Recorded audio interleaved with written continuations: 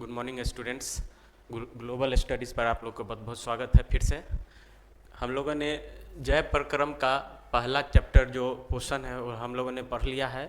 आज बहुत ही important class होने वाला है। आज अभी तक जो हमने चैप्टर पढ़ा है उससे संबंधित जो भी ऑब्जेक्टिव एमसीक्यू क्वेश्चन जो है एग्ज़ाम में पूछे जाते हैं वो सभी क्वेश्चन को लेकर के हमने आया है। ये बहुत ही अब तक का इस चैप्टर का सबसे महत्वपूर्ण वीडियो होने जा रहा है। आप लोग ज़रूर अच्छा से इसको देखें, समझें और अपने दोस्तों के साथ शेयर करें। जो भी तैयारी कर रहे हैं आपके दोस्त हैं, ये बहुत ही इंपॉर्टेंट आज का वीडियो होने जा रहा है। तो चलिए शुरू करते हैं। VVI points for MCQ objective 10th exam 2026, यानी जो हम लोगों ने चैप्टर को पढ़ लिया है, पोर्शन चैप्टर जय प्रक्रम का। अब उसका जो है जो इम्पोर्टेंट पॉइंट है और इससे बाहर एग्ज़ाम में कुछ नहीं आएगा, बस इतना पढ़ लेना है। जो आज पढ़ाएंगे उसी को बार बार पढ़ते रहना है। कभी कभी 2 बार 3 बार वीडियो देख लेना है, बस आपको पूरा माइंड सेट हो जाएगा। ये पूरे क्वेश्चन के बारे में आपके दिमाग में आ जाएगा सारा बात। और इसके अलावा इस चैप्टर में कुछ नहीं पढ़ना है ऑब्जेक्टिव के लिए। ये पूरा ये समझिए तो रामबाण है ये एकदम। चलिए, तो पहला क्वेश्चन है MCQ के लिए। सारा बहुत ही इम्पोर्टेंट है, बहुत ही इम्पोर्टेंट वीडियो है, ये क्लास है। चलिए देखिए, पौधों के पत्तियों में हरित लवक जिसको क्लोरोप्लास्ट भी बोला जाता है, यानी पौधे के पत्तियों में हरित लवक पाया जाता है जिसमें हरे रंग का वर्णक यानी पिगमेंट क्लोरोफिल उपस्थित रहता है। आपसे पूछा जाएगा कि क्लोरोफिल किस में पाया जाता है। अगर पत्ती दे दिया तो सीधा पत्ती आंसर देंगे, और क्लोरोप्लास्ट दे दिया तो क्लोरोप्लास्ट। ठीक है, पत्तियों में क्लोरोप्लास्ट पाया जाता है और क्लोरोप्लास्ट में जो है क्लोरोफिल पाया जाता है जो हरे रंग का होता है। ठीक है, क्लियर है। यानी पौधों के पत्ती में क्लोरोप्लास्ट जिसे हरित लवक बोलते हैं, और हरित लवक में ही क्या पाया जाता है, क्लोरोफिल जो हरे रंग का पिगमेंट यानी वर्णक होता है। चलिए, दूसरा है क्लोरोफिल में पाए जाने वाले मुख्य तत्व। ये हम लोगों ने क्लास के टाइम में भी डिस्कस किया था कई बार कि पौधों के पत्तियों में जो क्लोरोफिल पाया जाता है उसमें मुख्य रूप से मैग्नीशियम और लोहा तत्व पाए जाते हैं। क्या पाए जाते हैं? क्लोरोफिल का मुख्य तत्व क्या क्या है? मैग्नीशियम और लोहा। चलिए, तीसरा, पत्तियों में पाया जाने वाला छिद्र का नाम स्टोमेटा। पत्तियों में जो छिद्र पाया जाता है उस छिद्र का क्या नाम है? स्टोमेटा। इसी छिद्र के द्वारा वाष्पोत्सर्जन क्रिया होती है और पौधे जो है वायुमंडल से CO2 को ग्रहण करते हैं प्रकाश संश्लेषण के दौरान। ठीक है, तो पत्ती में पाए जाने वाला जो छिद्र है उसे क्या बोलते हैं? स्टोमेटा। क्या बोलते हैं? स्टोमेटा। आप लोग वीडियो को लाइक कर दीजिएगा, शेयर कीजिएगा, बहुत ही इंपॉर्टेंट क्लास है ये एग्जाम के व्यू से। चलिए, अगला है स्टोमेटा छिद्र के खुलने एवं बंद होने का नियंत्रण करता है। यानी वो जो छिद्र है, पत्तियों का जो छिद्र है, वो उसका नियंत्रण कि कब खुलेगा कब बंद होगा, इसका नियंत्रण कौन करता है? तो उसमें उपस्थित गार्ड कोशिका। कौन करता है? गार्ड कोशिका। इंपॉर्टेंट क्वेश्चन है कि पत्तियों में स्थित छिद्र जिसे स्टोमेटा बोला जाता है उसको खुलने तथा बंद होने का नियंत्रण कौन करता है? तो गार्ड कोशिका। कौन करता है? गार्ड कोशिका। चलिए, अगला क्वेश्चन, पौधे का रसोई घर जिसे हम लोग अपना घर में किचन बोलते हैं, पौधे का रसोई घर कहलाता है। यानी कौन कहलाता है? तो इसके बारे में कई बार चर्चा की है हम लोग कि पौधे का जो पत्तियां हैं उसी में प्रकाश संश्लेषण के दौरान पौधे अपना भोजन बनाते हैं, इसलिए पत्तियों को पौधों का क्या बोला गया है? रसोई घर यानी किचन बोला गया है। चलिए, अगला है पौधों में भोजन यानी जो ग्लूकोज बनाता है, जो भोजन होता है पौधों का, पौधों में भोजन का निर्माण होता है तो पत्तियों में स्थित क्लोरोफिल द्वारा। यानी पत्ती में जो क्लोरोफिल होता है वही भोजन निर्माण में मुख्य भूमिका निभाता है। यानी क्लोरोफिल में ही भोजन का निर्माण होता है प्रकाश संश्लेषण के दौरान। तो भोजन जो है से क्या बनाता है? ग्लूकोज बनाता है, यानी अपना भोजन बनाता है और खुद का वृद्धि और विकास करता है। चलिए, अगला है क्लोरोफिल का नाम क्लोरोफिल का नामकरण किए, यानी कौन किए? तो कौन कौन किए थे, ये भी हम लोग पढ़े हुए हैं, चर्चा किए हुए हैं क्लास में। पेलेटियर एवं कैबेंटो ने, दो वैज्ञानिक थे जिन्होंने क्लोरोफिल का नामकरण किए थे कि इसका नाम क्या है, क्लोरोफिल रहेगा। तो कौन है? पेलेटियर एवं कैबेंटो ने क्लोरोफिल का नामकरण किए।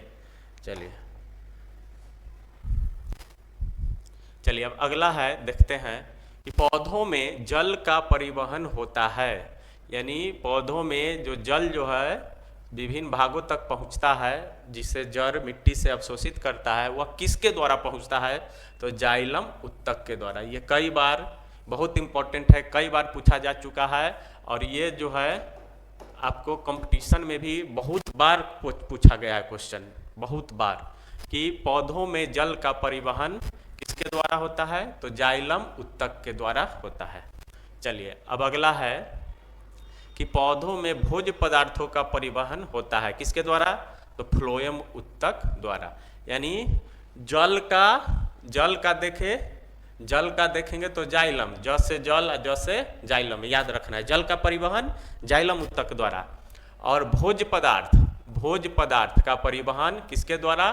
तो फ्लोएम उत्तक द्वारा। भोज्य पदार्थ कहने का मान लीजिए कोई पौधा है, तो भोज्य पदार्थ फल, मान लीजिए सेब है, तो सेब यानी उसका भोज्य पदार्थ है, फल है, फल से फ्लोएम, यानी भोज्य पदार्थ का परिवहन फ्लोएम उत्तक, और जल का परिवहन जाइलम उत्तक। ये दोनों ही बहुत इंपॉर्टेंट है, ये जनरल कंपटीशन के व्यू से भी बहुत इंपॉर्टेंट है। ये दोनों क्वेश्चन बार बार पूछे जाते हैं जितने भी एग्जाम होते हैं बिहार और अदर स्टेट में, सभी में। तो जल का परिवहन जाइलम उत्तक द्वारा, जल का परिवहन जाइलम उत्तक द्वारा, भोज्य पदार्थों का परिवहन फ्लोएम उत्तक द्वारा। ठीक है, क्लियर है? चलिए, वायुमंडल में CO2 की मात्रा है। CO2 की मात्रा देखिए, ये भी हम लोगों ने कई बार पढ़ा है क्लास में कि CO2 की मात्रा जो है 0.03 से 0.04% है। ठीक है, कहीं आपको मिलेगा 0.03 सिंगल, और कहीं मिलेगा 0.04, कहीं दोनों आपके बुक में ये लिखा है, और ये कहीं कहीं कंपटीशन वाले बुक में भी ये कभी कहीं ये रहता है। तो हमको दोनों याद रखना है, जो ऑप्शन में आएगा उसको हम टिक कर लेंगे, 0.03% या 0.04%। ठीक है, चलिए आगे है, छाया में वृद्धि करने वाले पौधे कहलाते हैं। छाया में वृद्धि करने वाले पौधे कहलाते हैं, क्या कहलाते हैं? सियोफाइट्स। इसके बारे में भी हम लोगों ने क्लास में चर्चा किए हैं, पढ़ चुके हैं कि छाया में वृद्धि करने वाले पौधे क्या कहलाते हैं? सियोफाइट्स कहलाते हैं। क्या कहलाते हैं? सियोफाइट्स। जैसे पढ़ा था हम लोगों ने मनी प्लांट पौधा जो है छाया में भी आराम से जीवित रह लेता है, वृद्धि करता है। ठीक है, तो छाया में वृद्धि करने वाले पौधे क्या कहलाते हैं? सियोफाइट। क्या कहलाते हैं? सियोफाइट्स। चलिए अब अगला है, तीव्र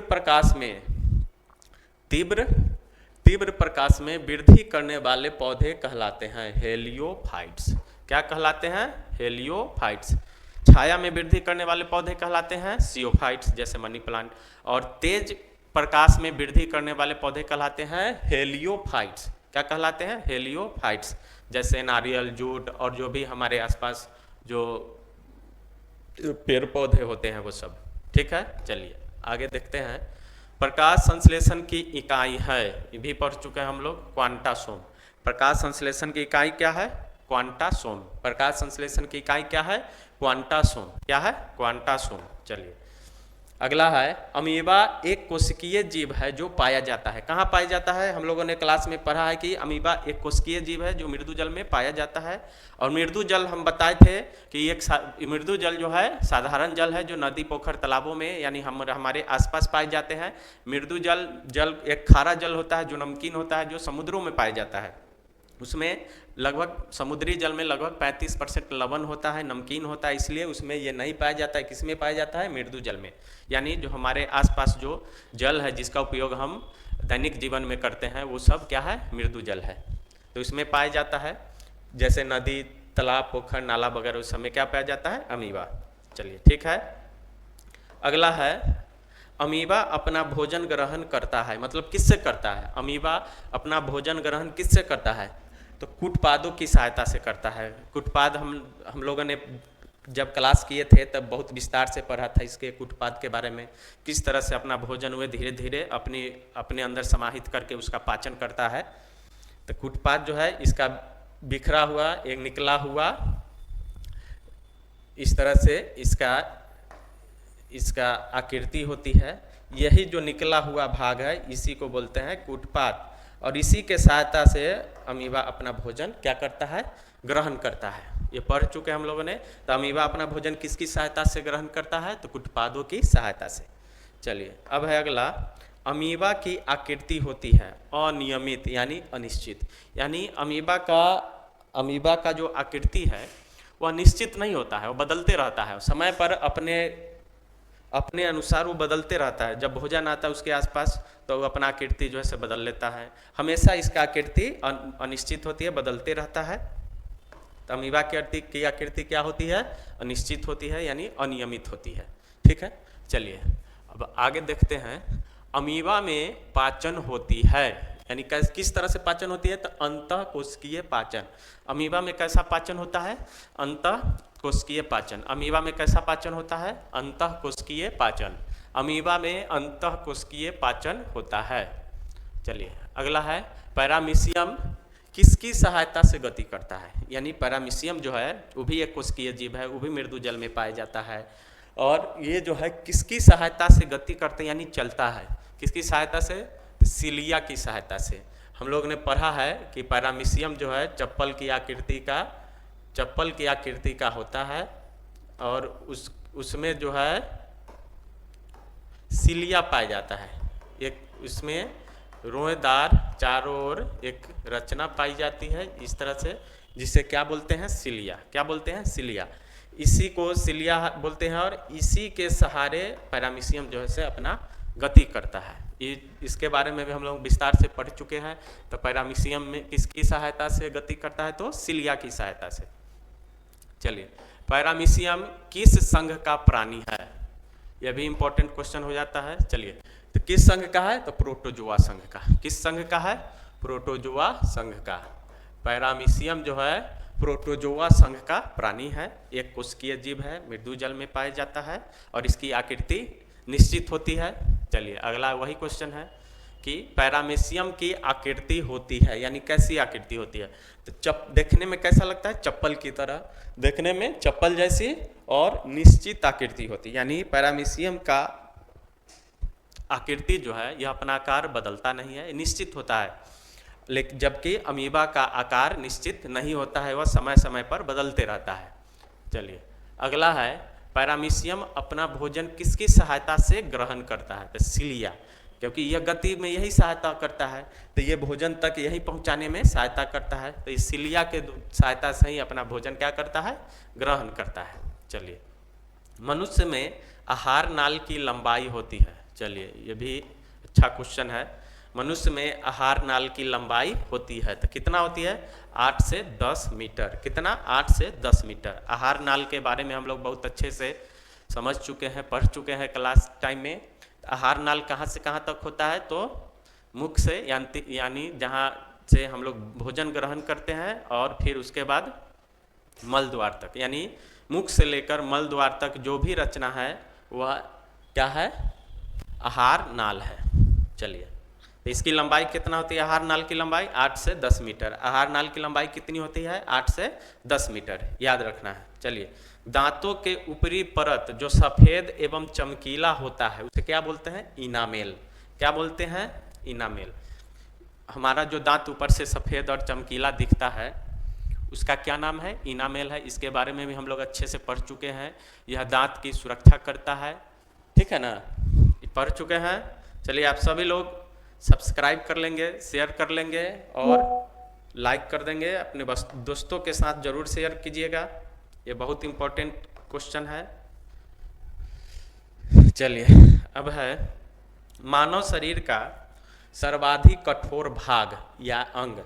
सर्वाधिक कठोर यानी मजबूत, सबसे ज़्यादा मजबूत यानी कठोर कौन सा भाग है या कौन अंग है, तो वह है दंतास्थि यानी डेंटाइन। क्या है, डेंटाइन। कहीं कहीं ये इनामेल भी लिखा होता है, यानी दंतास्थि यानी डेंटाइन या इनामेल।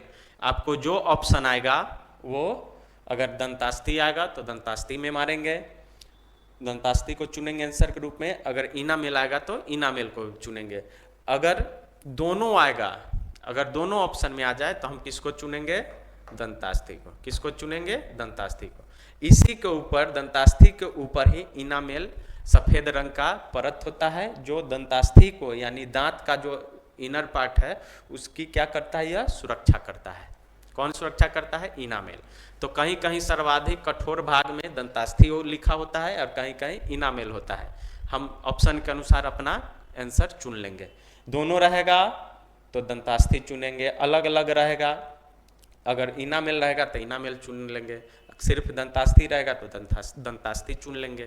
ठीक है, चलिए अगला। मनुष्य में दूध के दांत की संख्या होती है, ये भी पढ़ चुके हैं। दूध के दांत की संख्या कितना होता है? तो 20। अब कब तक आता है? तो 6 माह से लेकर 24 महीने तक निकल आते हैं। जो दूध के दांत की संख्या 20 होती है, जो बच्चों में 6 माह से निकलना शुरू होती है और 24 माह यानी 2 वर्ष की आयु तक ये 20 दूध का दांत निकल जाते हैं। ठीक है, याद रहेगा। दूध की दांत की संख्या मनुष्यों में 20 कब से कब तक होती है? तो 6 माह से लेकर के 24 माह यानी 2 वर्ष तक ये सारे 20 के 20 दांत निकल आते हैं। चलिए अगला है, मनुष्य के लार में कौन सा एंजाइम पाया जाता है?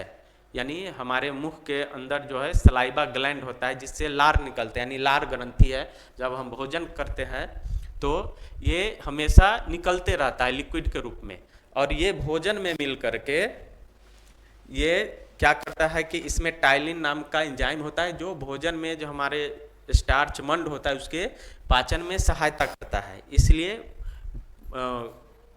इसलिए भोजन का पाचन जो है मुख से ही शुरू हो जाती है। चलिए, तो मनुष्य के लार में कौन सा एंजाइम पाया जाता है? टाइलिन। कौन सा एंजाइम पाया जाता है? टाइलिन। चलिए क्लियर है, आगे बढ़ते हैं। मनुष्य के लार में कौन सा एंजाइम पाया जाता है? टाइलिन। चलिए अगला,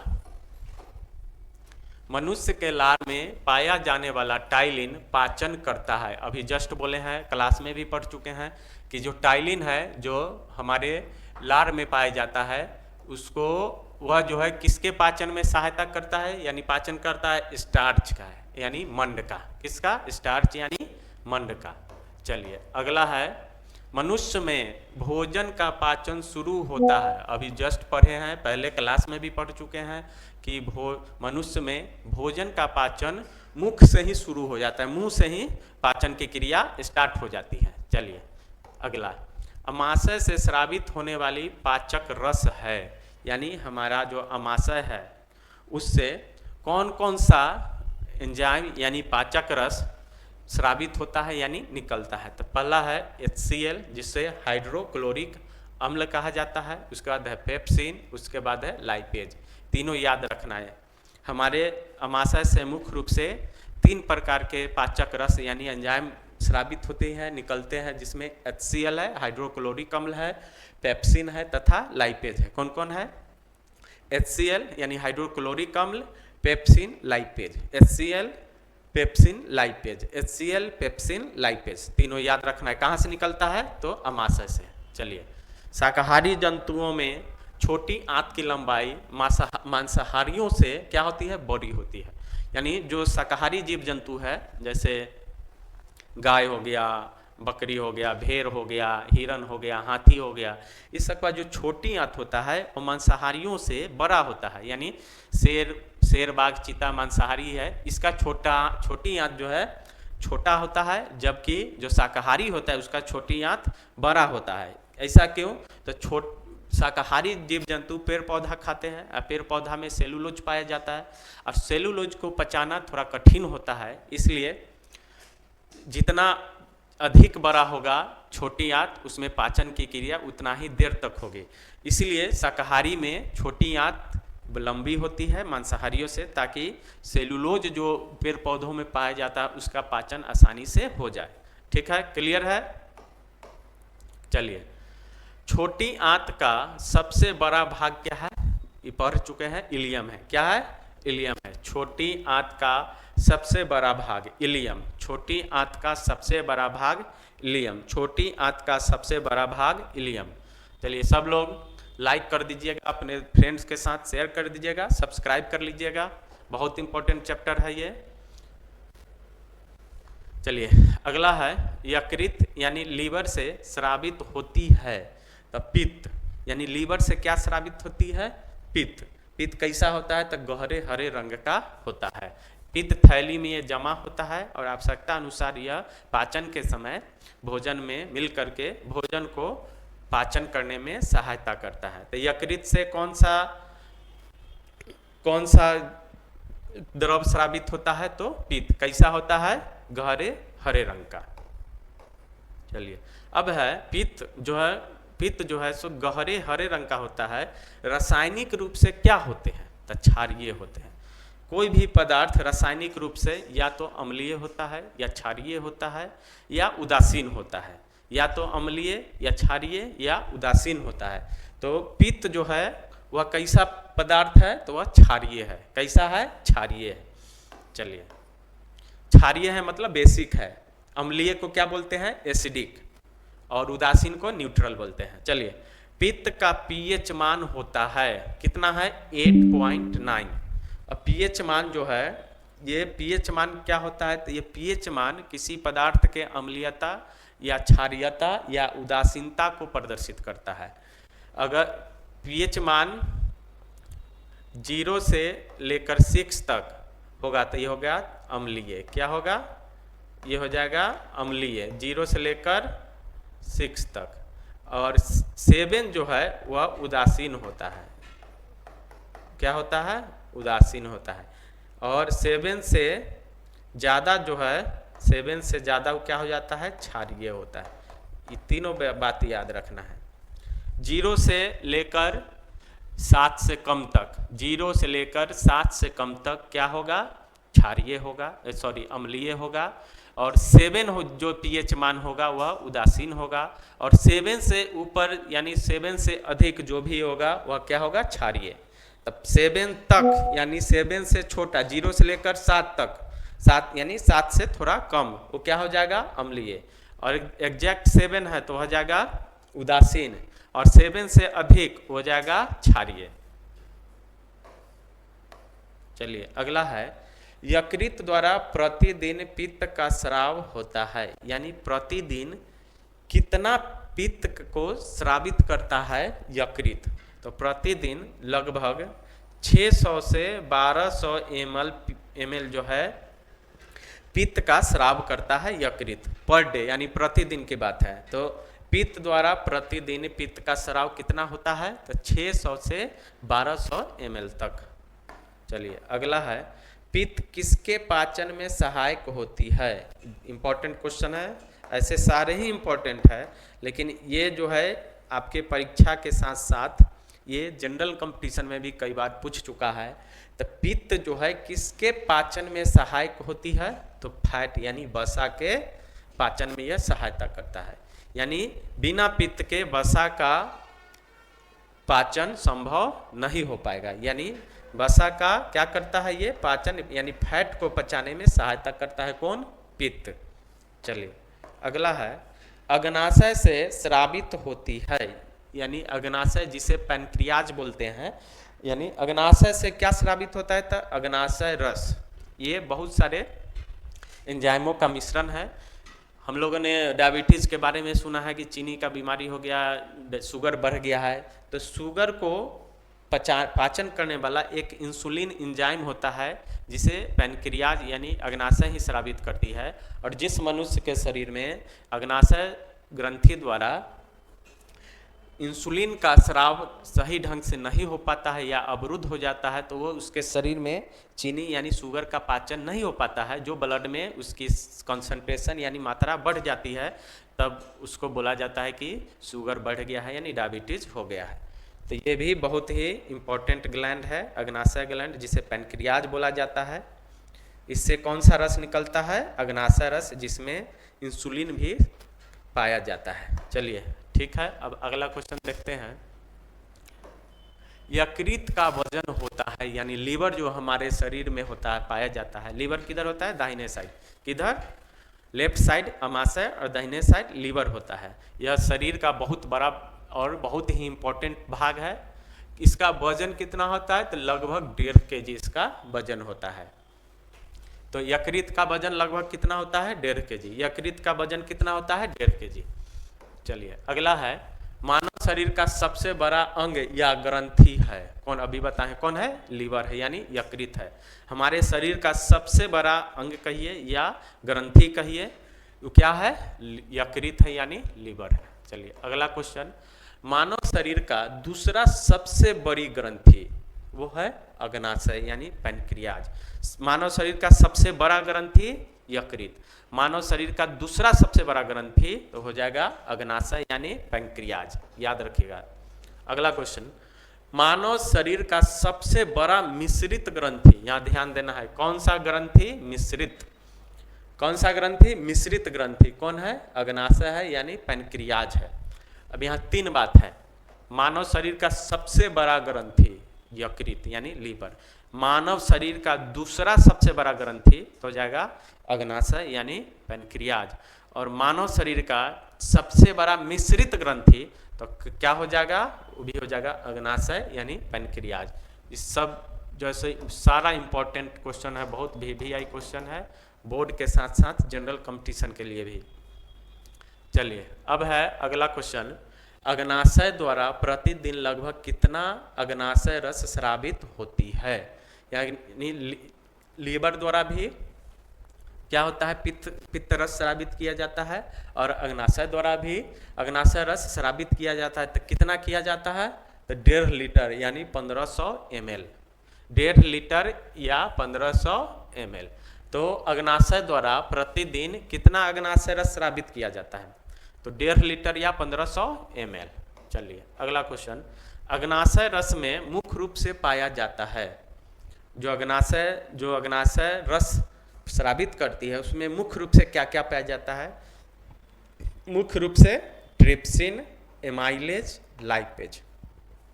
क्या क्या पाया जाता है? ट्रिप्सिन, एमाइलेज और लाइपेज। अग्नाशय रस में कौन कौन सा मुख्य रूप से क्या क्या पाया जाता है? Trypsin, amylase, lipase. अग्नाशय रस में मुख्य रूप से क्या क्या पाया जाता है? ट्रिप्सिन, एमाइलेज और लाइपेज। क्या क्या? ट्रिप्सिन, एमाइलेज और लाइपेज पाया जाता है अग्नाशय रस में। चलिए अगला है, मनुष्य की बड़ी आंत की लंबाई होती है, मनुष्य की बड़ी आंत की लंबाई कितनी होती है? तो 1.5 मीटर, 1.5 मीटर, यानी मनुष्य की बड़ी आंत की लंबाई 1.5 मीटर होती है। छोटी आंत के बाद जो हमारा भोज पदार्थ है वह कहाँ पहुँचता है? बड़ी आंत में। और बड़ी आंत का सबसे मुख्य कार्य क्या है? तो ये जल का अवशोषण करता है। क्या करता है? जल का अवशोषण करता है। कितना लंबा होता है?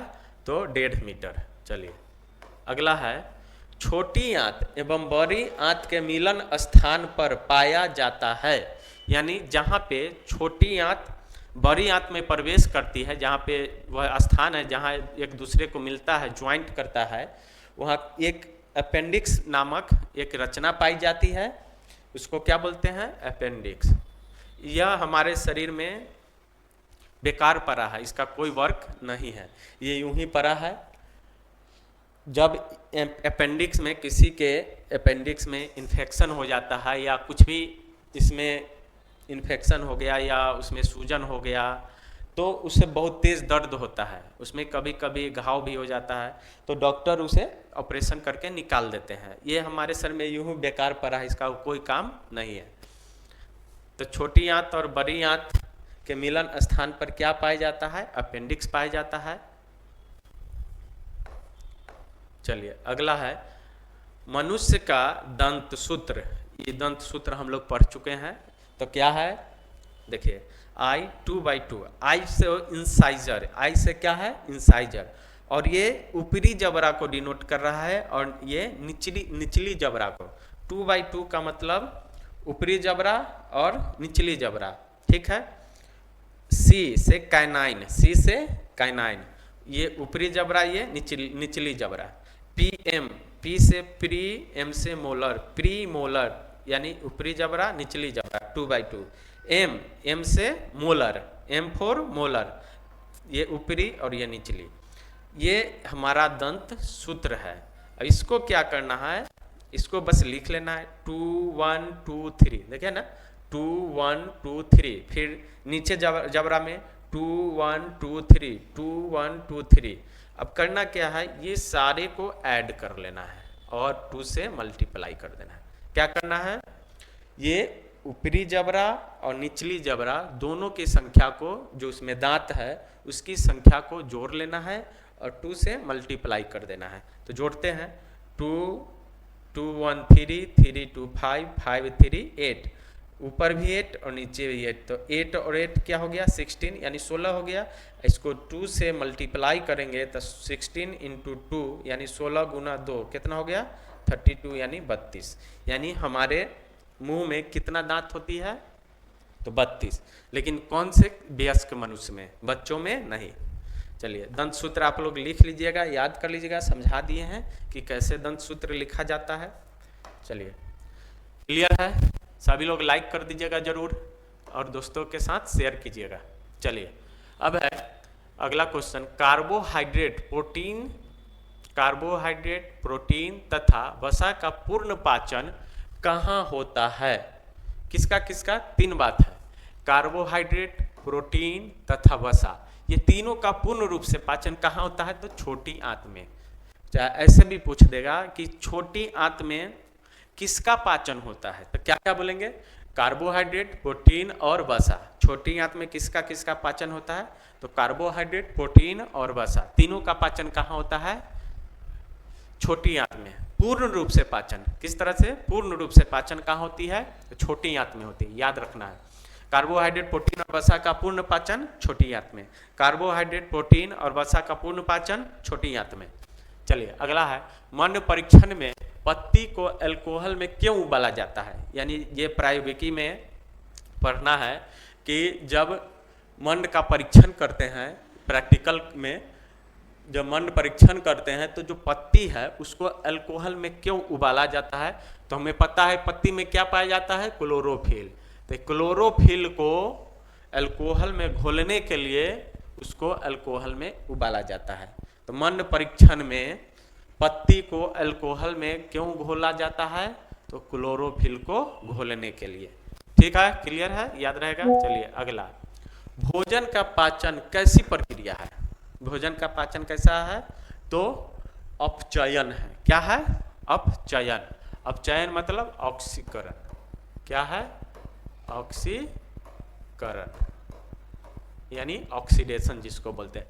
तो भोजन एक अपचयन प्रक्रिया है, भोजन एक अपचयन प्रक्रिया है। चलिए अगला, किसके पाचन के लिए शाकाहारियों का आहार नाल लंबा होता है।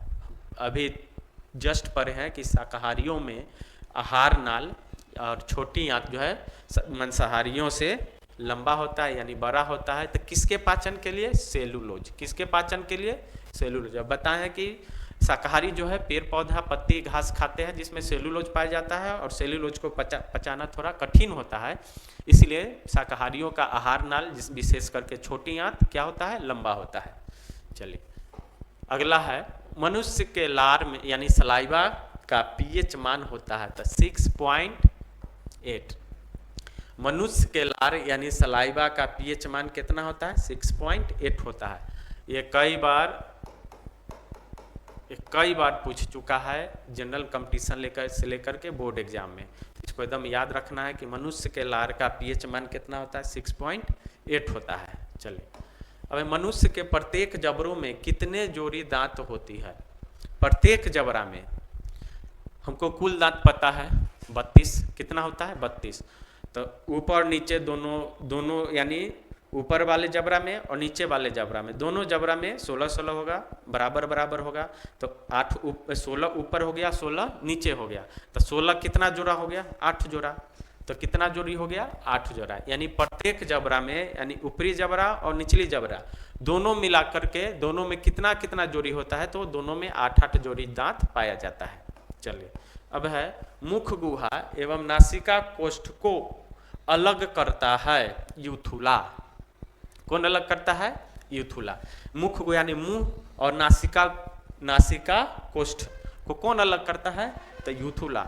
हम पढ़े हैं क्लास में कि तालु का जो हमारे मुख में ऊपरी भाग है वह तालु है, और तालु का अगला भाग कठोर होता है और पिछला भाग जो है अंदर का भाग वह मुलायम होता है, जिसे क्या बोलते हैं? यूथुला। इसका महत्वपूर्ण कार्य क्या है कि यह नासिका कोष्ठक और मुख गुहा को अलग करता है। भोजन निगलते समय यह नासिका कोष्ठक को बंद कर देता है ताकि भोजन आसानी से निगला जा सके। अगर ये यूथुला जो है नासिका कोष्ठक को भोजन निगलते समय अगर बंद नहीं करेगा तो भोजन आधा इधर जाएगा, आधा नाक से निकलेगा। इसलिए ये बड़ा इंपॉर्टेंट रोल क्या करता है? नासिका कोष्ठक को बंद कर देता है। कौन? यूथुला। नहीं तो नाक से पानी, चावल, दाल, भात सब निकल जाएगा। चलिए अगला है, ब्रूनर्स ग्रंथियां कहाँ पाई जाती है? तो ब्रूनस ग्रंथियां जो है छोटी आंत का अंग है जो ड्यूडेनम में पाया जाता है। कहाँ पाया जाता है? ड्यूडेनम में। ड्यूडेनम कहाँ पाया जाता है? छोटी आंत में। तो ब्रूनस ग्रंथियां कहाँ पाया जाता है? ड्यूडेनम में। ड्यूडेनियम होता कहाँ है?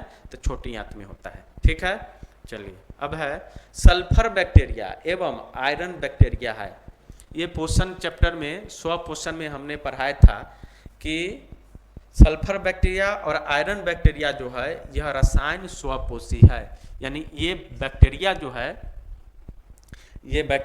है ये अकार्बनिक पदार्थों पर, जैसे लोहा वगैरह पर, जो भी धातु वगैरह है उस पर अपना क्रिया करके और उससे अपना क्या करता है? पोषण प्राप्त करता है खुद से। इसीलिए उसको क्या बोलते हैं? रसायन स्वपोषी। तो रसायन स्वपोषी में कौन कौन आ गया? सल्फर बैक्टीरिया और आयरन बैक्टीरिया। ये सब क्या है? तो रसायन स्वपोषी है। क्या है? रसायन स्वपोषी है। चलिए अगला क्वेश्चन है, मनुष्य के जीभ पर कितने तरह के स्वाद कलिका होती है? तो मनुष्य के जीभ पर जो है सो 3 तरह के स्वाद कलिका होती है। हम जीभ के बारे में पढ़ चुके हैं। जीभ जो है स्वाद के लिए संवेदनशील है। यह मांसल लचीली संरचना पाई जाती है और ये इसका मुख्य कार्य क्या है? स्वाद का पता लगाना और भोजन को चबाने एवं निगलने में सहायता करना। तो इसमें जो स्वाद का जो कली होती है, कलिका होती है, स्वाद कलिका कितने तरह की होती है? तो कितने तरह की होती है? 3 तरह के। कितने तरह के? 3 तरह के। जीभ पे ऐसे बहुत सारे स्वाद के कलिका होते हैं, लेकिन उसमें 3 तरह में भी बहुत सारे विभिन्न प्रकार के टाइप होते हैं। तो जीभ का अगला भाग किस स्वाद के लिए संवेदनशील है? तो मीठा। जीभ का अगला भाग मीठा स्वाद को पता करता है, स्वाद को अनुभूति देती है, और बीच का भाग जो है खट्टा नमकीन पदार्थों का स्वाद का अनुभूति देती है, और अंदर का भाग यानी पिछला भाग जो है कड़वा स्वाद को अनुभूति देता है। कड़वा क्या होता है? तो कड़वा जैसे नीम के पत्ती का जो स्वाद है, करेले का जो स्वाद है, वो सब क्या है? कड़वा है, कड़वा स्वाद में आता है। तो जीभ पर जो है कितने तरह की स्वाद कलिका होती है?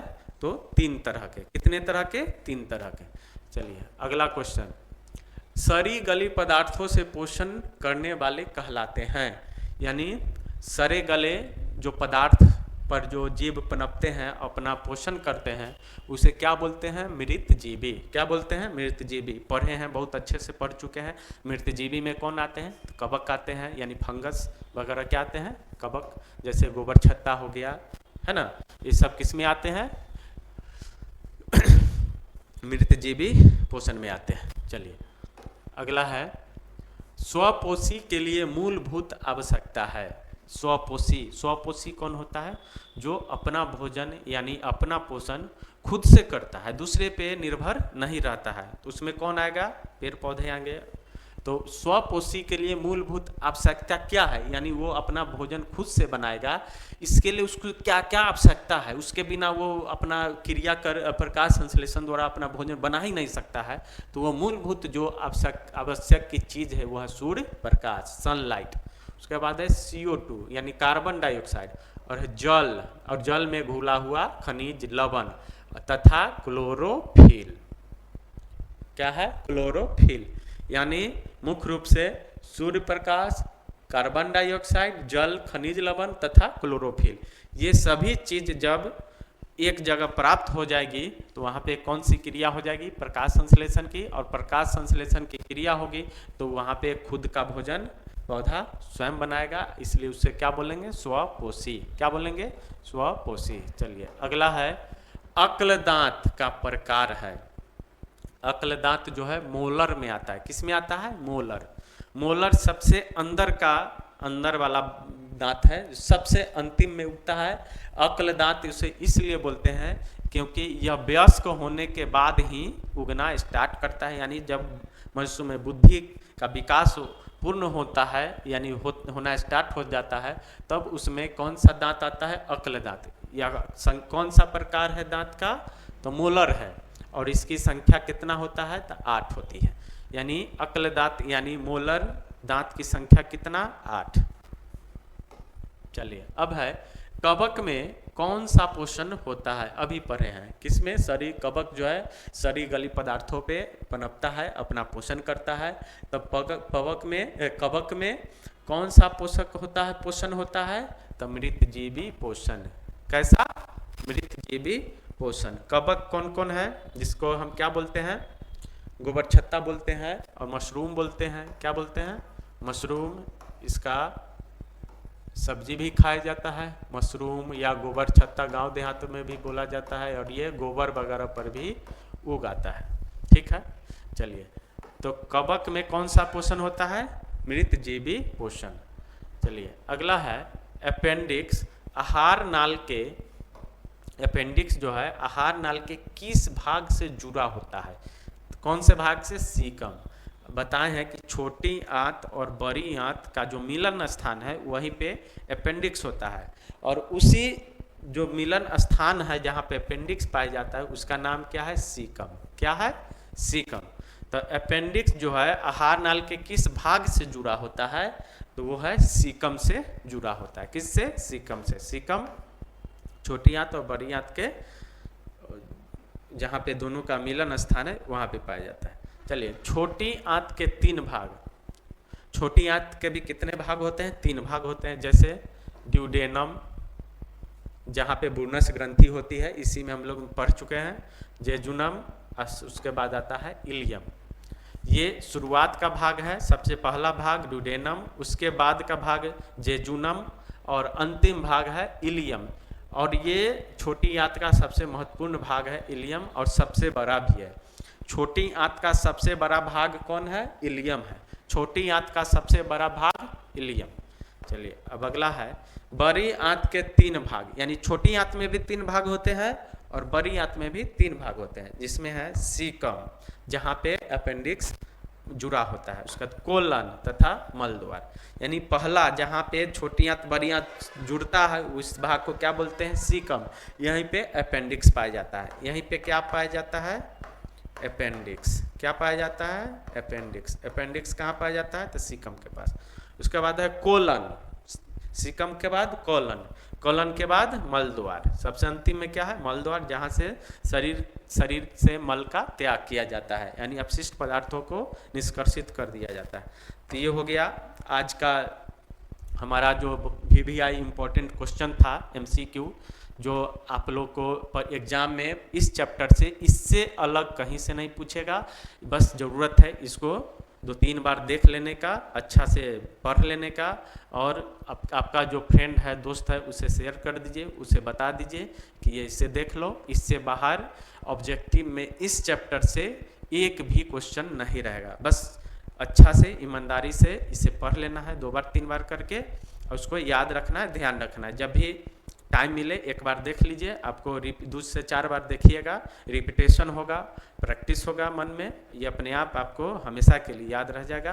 तो चलिए सभी लोग अपने अपने दोस्तों को शेयर कर दीजिए, हमारे चैनल को सब्सक्राइब कीजिए, और हमारा चैनल प्ले स्टोर पे आ रहा है जहाँ से आप लोग जुड़ करके क्रैश कोर्स को आप लोग ज्वाइन कर सकते हैं, और 10th यानी बोर्ड एग्जाम में अच्छा अंक ला करके अपना सपना साकार कर सकते हैं। तो चलिए आज के लिए थैंक यू, धन्यवाद।